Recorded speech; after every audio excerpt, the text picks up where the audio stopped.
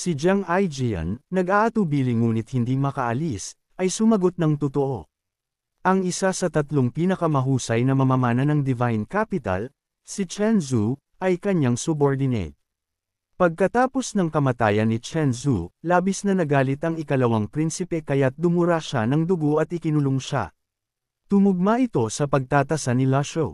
Muli siyang nagtanong, may ginawa bang kakaiba si Mowgli kamakailan? Medyo masunurin siya. Pagkatapos ng ilang beses mong pakikipagkita sa kanya, Elder, malubha siyang nasugatan. Kung walang sapat na panahon para makabawi, maaaring hindi na siya makabalik sa dati. Sa gayong matinding panloob na hidwaan sa palasyo, hindi ba nagmamalasakit ang emperador? Umiling at bumuntong hininga si Jiang Aijian. Sa totoo lang, hindi ko alam. Ang huling tanong, ang investigasyon tungkol sa pagsakay sa dilaw, inutusan ba talaga ito ng emperador? Ang tanong na ito ay napakadirekta.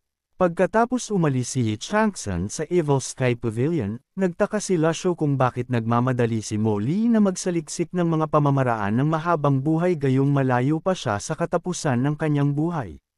Ang emperador, matanda na ngunit hindi pa bumababa sa trono, ay mayroon ding motibo upang mag-imbestiga. Tulad ni Qin Shi Huang sa daigdig, na pinag-isa ang 6 na kaharian at pagkatapos ay hinanap ang eliksir ng buhay. Umiling si Jiang Aijian, na nagpapahiwatig na hindi yun ang kaso. Habang sila'y nag-uusap, muling lumapit ang mahinang dagandong ng mga yabag ng kabayo, na mas malakas ang takbo kaysa sa grupo ni Brocade Clothes. Lahat ng mga bagong dating ay mga cultivator. Mabilis na nagbabala si Brocade Clothes, narito na ang Black Cavalry. Pakiusap, umalis na kayo agad. Nang marinig ito, lumundag si Jiang Aijian. Mahal na Elder, mauuna na po ako. Column. Nang akmang aalis na siya, hinawakan ni La Shou ang kanyang braso at sinabi, pasensya na, hindi ka maaaring umalis. Bumagsak ang mukha ni Jiang Aijian. Walang mangyayari kung mananatili ako. Hindi tumugon si La Shou, sa halip ay tumingin sa direksyon ng papalapit na Black Cavalry. Dahil ito ang mga reinforcements mula sa palasyo, at si Jiang Aijian, tutal, ang ikatlong prinsipe, maaari nilang gamitin ang prinsipe bilang huling paraan kung kinakailangan. Siyempre, hindi malamang ang gayong senaryo. Ang 4 na nangungunang figure, na nakasakay sa kabayo at sumusulong sa himpapawid, ay dumating sa harap ng grupo. Tiningnan ng nakasakay si Brocade Clothes nang may pagtataka. Brocade Clothes. Kalmadong tumugon si Brocade Clothes. Mahal na mga miyembro ng Black Cavalry, sumusunod din ba kayo sa mga utos? Alam niyang oo, ngunit kung ang mga utos na iyon ay mula sa emperador o sa iba pa ang tanong. Nakakakilabot ang tugon ng nangungunang Black Cavalry. Sumusunod kami sa mga utos ng aming pinuno na linisin ang Slender West Villa. Brocade Clothes, ang iyong pagkabigong gampanan ng iyong mga tungkulin ay iuulat sa palasyo. Nanatiling kalmado si Brocade Clothes. Sa sandaling ito, humakbang pasulong si Lin La Shou at nagtanong, kaninong utos ang sinusunod ninyo? May kumpiyansang sumagot ang 4 na Black Cavalry, syempre, ang mga utos ng pinuno ng Black Cavalry, si Lord Pan Shou. Nang marinig ito, galit na galit si Lin La Shou at sumumpa. Kalokohan. Bumalot ang mga alon ng tunog. Naiintindihan na may mga bagong recruit na sumasali sa Black Cavalry, at maging ang paglitaw ng isang bagong pinuno ng Black Cavalry. Ngunit ang patuloy na paggamit ng dating pangalan. Sino ang makakatiis niyan? Sinuri ng 4 na Black Cavalry si Lin La Shou. At sino ka naman? Dahan-daang humakbang pasulong si Lin La Shou, tumitindi ang kanyang aura. Qin Zhang Yi, Yu Chong, Li Qing, Duan Hong, ilang taon na tayong naglaban, pumatay ng hindi mabilang na mga kaaway. Ang mismong mga buto ninyo ay puno ng nakamamatay na aura na nahasa sa larangan ng digmaan, at nangangahas kayong magpanggap na Black Cavalry na may ganyang ugali. Nang marinig ito, sandaling natigilan ang 4. Pan Shou, Lin La Shou, mula nang sumali sila sa Black Cavalry at tanggapin ang tungkulin ng Dark Knights, patuloy silang pinagkukwentuhan ng mga alamat ng icon-ikong figurang ito. Ang pinaka-pinag-uusap ang figure sa kampo ng Black Cavalry ay si Lin La Shou. Kahit ang pag-usbong ng isang kaaway na hindi agad kayang baguhin ni Pan Shou ang katayuan ni Lin Lasho sa loob ng Black Cavalry. Imposible. Pinatay si Pan Shou ng matandang demonyo. Akala mo maloloko mo kami. Lahat ng kamay, sa aking utos. Ang taong ito ay nagpapanggap na aming pinuno, si Lord Pan Shou. Dapat siyang patayin sa lugar. Patayin agad ang sinumang pumasok sa Slender West Villa. Daang-daang Black Cavalry ang sabay-sabay na sumigaw. Pumatay ng walang awa. Pumatay ng walang awa. Sumugod ang primal na enerhiya. Inaatake ang grupo sa pamamagitan ng malakas nitong tunog. Nang makita ito, umiling si Pan Lydian at nagtago sa likod ni Lasho. Padalos-dalos na katapangan. Mukhang ikaw na ang dapat kumilos. Nanatiling kalmado ang panlabas na anyo ni Lasho, bagamat sa loob ay bumuntong hininga siya ng may pagtanggap. Kumilos sa harap ng napakaraming Black Cavalry. Wala akong sapat na lethal strike cards. Gayunpaman, ang pagpapanatili ng isang prinsipe bilang pag-iingat ay hindi masamang ideya. Sa isipang iyon, iniabot niya ang kanyang matandang kamay upang pigilan si Janai Jian, na nag-aalok ng isang mabait at banayad na ngiti. Huwag kang matakot. Hindi naman ako natatakot. CIU Honor. Bantayan mo siya. Ang dating pinakamapanganib na mamamatay tao sa blacklist, ngayon ay tinuturo at hinihiya, itinuturing pang ang isang impostor. Isa sa mga Black Cavalry ang malamig na bumuntong hininga, medyo matapang na magpanggap na amo. Hulihin silang lahat. Pagkasabi ng mga salita, daan-daang Black Cavalry ang nagtipon, mabilis na tumitindi ang tensyon. Nang makita ito, nagboluntaryo si CIU Honor. Master, hayaan ninyong kumilos ang inyong disipulo. Lilipulin ko silang lahat. Bago pa makatugon si Lasho, humakbang pasulong si Len Lasho. Hindi mo na kailangang makialam. Ilang taon na akong gumagala sa mundo. Paano ako mawawala ng mga pekona? Nagulat ang lahat sa hakbang na ito, lalo na't hindi pa siya lubos na gumagaling. Kung talagang lalabanan niya ang apat na pangunahing Black Cavalry, wala siyang kalamangan. Mabilis na lumapit sa kanya ang sumusugod na Black Cavalry, ngunit si Len Lasho, na nakapamewang, ay biglang lumitaw sa gitna nila sa sumunod na segundo. 8 petal na gintong Lotus Avatar. Sa isang sigaw, isang malaking avatar ang nagmaterialize. Napapaligiran ng 8 kumikinang na gintong petal na mabilis na umiikot. Ang malakas nitong enerhiya ay nagpabagsak sa Black Cavalry ng pakanan. Isang galaw lamang ang lumipol sa daan-daang malakas na puwersa. Mabilis na lumitaw at naglaho ang avatar. Tumagal lamang ng 1 segundo, ngunit sapat na ito upang harapin ang Black Cavalry. Ang buong puwersa ng Black Cavalry ay naiwang natatakot, ang ilan ay dumura ng dugo, ang iba ay natakot o natigilan. Ang 8 petal ay kumakatawan sa kilalang limitasyon ng tao sa mundo ng paglilinang.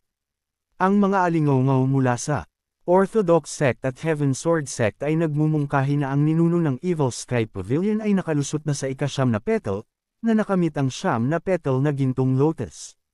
Gayunpaman, walang sino man ang naniwala rito. Namutla ang 4 na nangungunang Black Cavalry, hirap na lumunok habang nagpupumilit tumayo upang makiusap.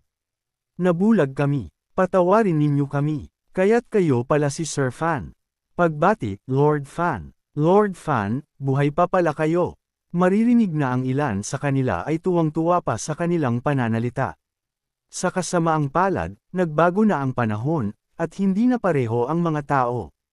Umiling si Len Lasho. Wala ng Lord Fan sa mundong ito. Nang marinig ito, maraming dating subordinate niya na umasa sa kanyang pagbabalik ang biglang nagbago ang ekspresyon. Lord Fan. Galit na sumigaw si Len Lasho, pinutol sila. Katahimikan. Dahil sa ugali ni Len Lasho, dapat ay nagsimula na siyang magmasaker ngayon. Malinaw na isinasaalang-alang niya ang dating pagmamahalan. Sugatan si Len Lasho, at hindi pa lubos na nakakabawi ang kanyang paglilinang.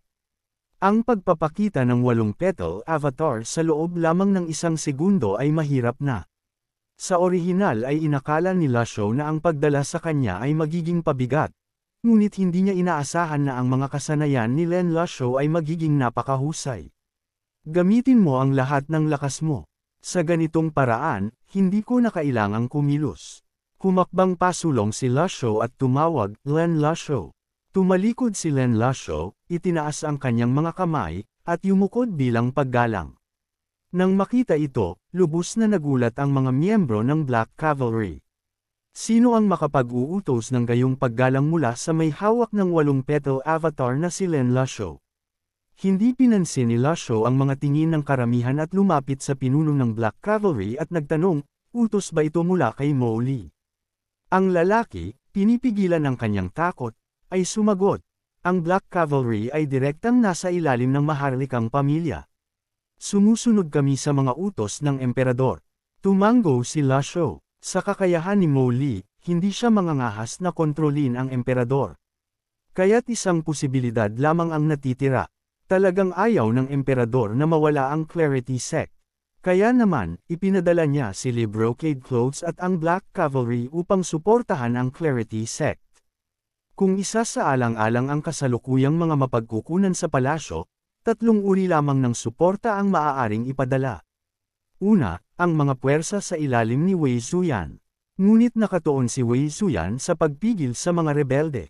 At kahit na dumating sila, hindi sila magiging malaking banta, lalo na't nailigtas niya si Lee Brocade Clothes. Pangalawa, ang Black Cavalry. Kung wala si Pan Shou, lubhang nabawasan ang lakas ng Black Cavalry. At dahil narito si Len Lasho, anumang dating kasamahan ay uurong kung makakaharap nila siya. Pangatlo, ang mga Imperial Guards. Malinaw, hindi basta-basta gagamitin ng emperador ang mga Imperial Guards. Kinukumpirma nito na si Yu Zhenghai, ang walang utang na loob na disipulong ito, ay gustong sumalungat sa emperador. Malinaw sa lahat ang kanyang ambisyon. Dahil nakikita ni Lasho na may kapangyarihan siyang kontrolin ang mga Imperial Guards, nagpasya siyang atakihin ang emperador. Wala nang ibang tanong si Len Lasho. Tiningnan ni Len Lasho ang Black Cavalry at sumigaw. Hindi ba kayo aalis? Nagmamadaling sumagot ang Black Cavalry. Opo, salamat po, Lord Fan. Nagpapasalamat po kami, mahal na Panginoon. Sa ilalim ng mahigpit na tingin ni Len Lasho, ang Black Cavalry, na parang pinatawad, ay nagmadaling umalis. Nang makaalis na ang Black Cavalry, bahagyang nanginig ang katawan ni Len Lasho. Malinaw, naubos ang lahat ng kanyang lakas sa galaw na iyon. Bumuntong hininga si Jiang Aijian at lumapit. Elder, napakahusay ng galaw na iyon. Ang Black Cavalry, tutal, ay piyesa ng emperador. Sa pagpapalaya sa Black Cavalry, lumilikha ka ng gulo para kay Yu Zhenghai. Ikaw ang piyesa ng emperador. Bakit? Nang marinig ito, bumaling si Lasho upang tingnan siya. Matalino ka rin pala. Bakit hindi ka muna dumaan sa Evil Sky Pavilion para uminom ng tsaa bago ka umalis? Mabilis na ikanaway ni Jiang Aijian ang kanyang mga kamay. Huwag na lang, may iba pa akong aasikasuhin. Elder, magkikita pa po tayo sa susunod. Pagkatapos ay mabilis siyang umatras sa malayo, natatakot na mahuli muli ni Lasho. Elder, bago ako umalis, isang huling balita. Ang iyong pang-7 disipulo, si Siwuya, ay nasa pangunahing bulwagan ng Clarity Sect. Pagkatapos ay yumukod si Lee Brocade Clothes upang magpaalam. Tumango si Lasho. Nakapagbigay ng magandang impresyon si Lee Brocade Clothes, kahit bilang isang taong napakatalino. Hindi siya pinigilan ni Lasho. Unti-unting tumahimik ang buong Slender West Lake. Lumundag si CIU Honor patungo sa kanyang master. Master, saan po tayo pupunta? Tumalikod si Lasho at tumungo sa Flying Chariot, patungo sa pangunahing bulwagan ng Clarity Sect, upang hulihin ang taksil. Sina Panlit Ian at Wen Lasho, na sumusunod sa likuran, ay nagpalitan ng tingin. Pareho nilang naramdaman na ang pagpunta sa pangunahing bulwagan ng Clarity Sect sa oras na ito ay maaaring premature. Hindi sa natatakot sila sa Clarity Sect. Abo na si Moki, at wala nang gaanong lakas ang Clarity Sect. Sina Yu Hongyi at ang 7 anak ng Clarity Sect ay nasa kanilang huling hininga na lamang. Ang pangunahing alalahanin ay ang Underworld Sect. Ang Underworld Sect ay naroon din sa pangunahing bulwagan ng Clarity Sect. Bukod dito, ang 4 na dakilang tagapagtanggol ng Underworld Sect ay pawang mga first class na eksperto. Ang paglilinang ng pinuno ng sekta, si Yu Zhenghai, ay bali-balitang kapantay ng ninuno ng Evil Sky Pavilion. Ang isa-isa ay naiintindihan, ngunit paano haharapin ang napakaraming eksperto? Bukod dito, ang harang sa Golden Court Mountain ay nagka-malfunction pa lamang. Ang mahalagang bagay ay ang bumalik sa Golden Court Mountain upang magpagaling. Tatlong matandang lalaki, kasama ang isang batang babae. Kakaiba itong tingnan kahit anong anggulo,